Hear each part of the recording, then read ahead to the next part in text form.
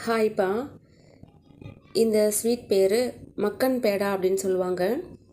இது வேலூரில் ரொம்ப ஸ்பெஷல்.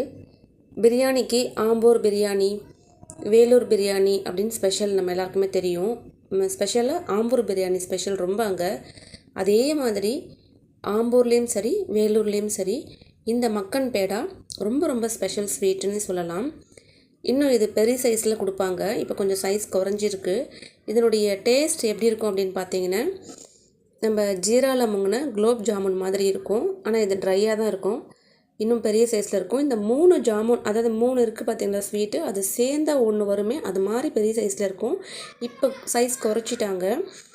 நீங்கள் வேலூர் எப்போயாவது இல்லை ஆம்பூர் எப்போயாவது போனீங்கன்னா இந்த மக்கன் பேடா வாங்கி சாப்பிட்டு பாருங்கள். இது உள்ளுக்குள்ளே நட்ஸ் நல்லா பதிஞ்சு போட்டு வச்சுருப்பாங்க.